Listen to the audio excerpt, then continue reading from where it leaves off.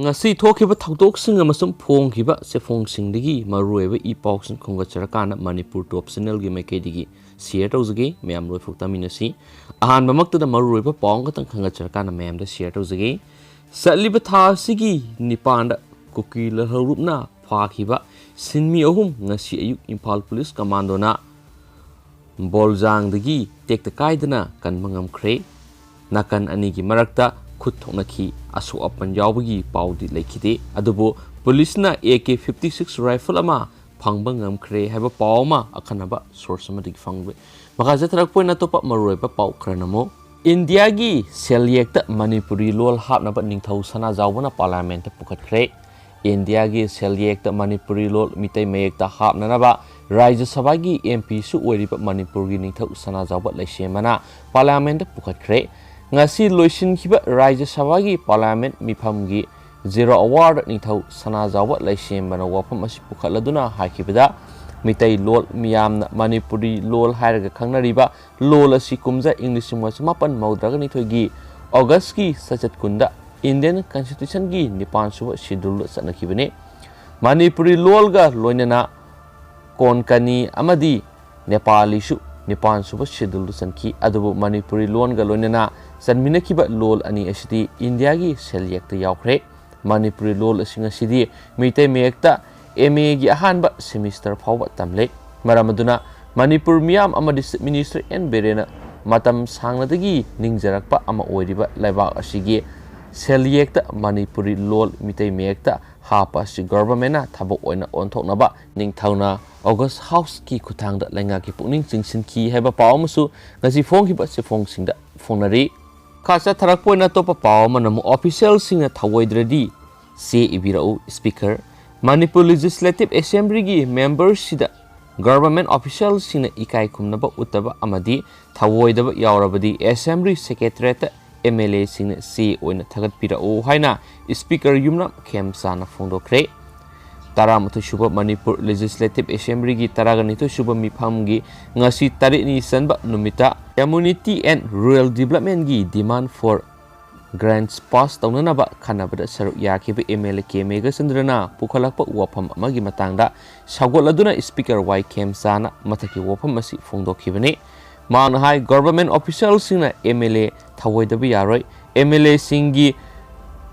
privilege suwan bahaiba amalairi asigumba thawong sa tharaklabadi assembly secretariat serol oina thagat pirau khannabaduda MLA Kemega Sandrana PMGSY gi thabak singi matangda assembly gi members singda matam gi oiba e pau phangnanaba WhatsApp group natraga sunaba platform ama sembiyu masigidamak nodal officer ama haplaga mari leinaba minister amadi CM gi mathakta official singsu hairiba group asida yahonbiyo Madu natrabadi MLA singna PMGSY gi thabak singi matangda karimata khangmangamdre engineer singda phone tawbadasu pairakte amadi mayumda koitan tanaraga unanaba satpadusu aikhoigi stage ka sanadi amadi yabanati haina makna makhataki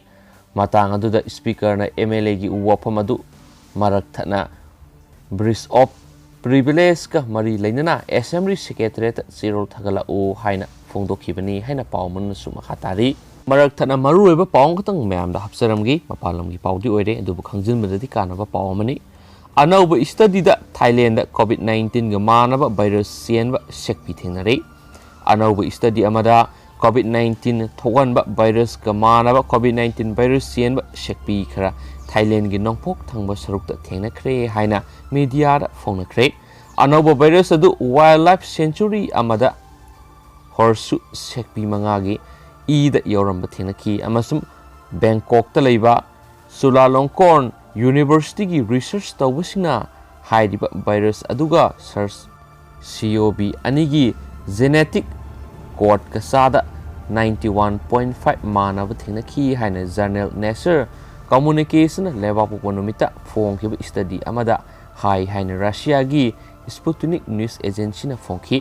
aikhoina sa singda henba surveillance tawba mathautai haina Singapore gi Duke News Medical School gi Wang Linfa na phongdokhi marks study du tawba yawki asengba horakpum COVID-19 gi thinaba surveillance ki thabak China gi ngamkhai wang malana satpa mathau tai haina mahakna pawmising phongdokhi haba pawmasu phongnari atopa pawmanamu niyam gi wangbar thabak hapsilamba sing serak piyu KSA Council of Higher Secondary Education Manipur gi official sina niyam gi wangbar makhoi masa masu madi naknaba miyoi kya thabak hapsin khre haina pawsi sing yauki badugi matangda thigatuna asum aran puthok piyu karigumba sumlamba tarabadi sienaba miyoi sing mathakta matik sa serak pinaba KSA na lengak takshili Kanglai Park Student Association KSA gi serol amana hai yari pokta leiba Singtam Foundation for Innovative Education na asaba lamgi pata sijinaduna school recognition torambadagi leiba watho oiduna aran batabusingi matakte action lokhanaba Karak hana haijaduna laklabasu sabsaba thaba amata paikhatana issue asibu namsinduna thamba KSA na angakpo phangphawi haba pawmasu naji phongkiba chipongsinga phonari Shilakpoina Pawamanamu US President China gi President phone tawduna akanba warning pikre Handa United States ki President gi thau puraglaba Joe Biden na ahan boina telephone China gi President Xi Jinping ga wari sanaduna akanba paujel ama pikre hari Malem da khwairi gi sakti leiraba leibak ani gi lusing basingna phone na wari sanakiba aduda leibak ani maki amadi malem gi oiba tongan ba issue kya gi matangda khananai nakhi China na aranba sel thum gi oiba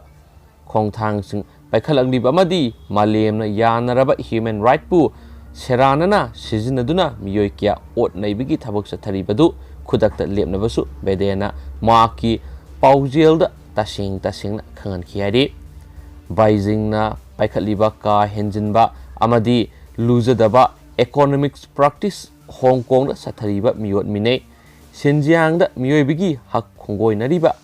Taiwan amadi China ga yumthang nariba ate lebak singda Beijing na sathariba aranba thabak thawang khudingmaki matangda Bidena China gi president aduda wafam kya khanganduna akanba warning tawkhiyari Indo-Pacific region da leiriba America masa singi hak mapung fana ngakani aduga lamdam asibu santi oiba amadi irang leitaba lamdam ama ohengani haina United States na akanba warep lauri hainasu Jinping da khangankhi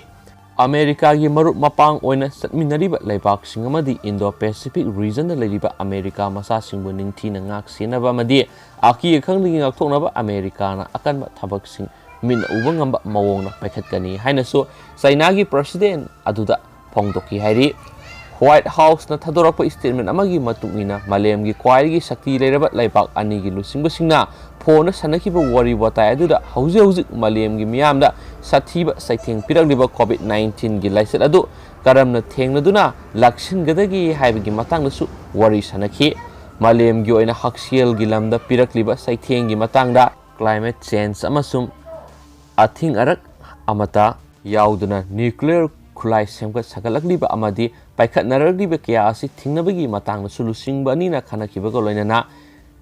terrorism na singba lakshinabagi matangna su wari sanaki hari mamangda Donald Trump administration na China gi kai henjinba thabak thoram singda akanba wafam sing phongdoktana tuminna yengduna leirambagi thawang punama review tawnaba Biden administration na thorang tawri hena phongdokhibadagi US amasum China ni gi marakta chawna ungkhanabagi phibam ama laklingai serakta lusingba anina sanakiba wari wata asi yamna maru oiri hainasu White House ki statement aduda phongdokhi atopa paw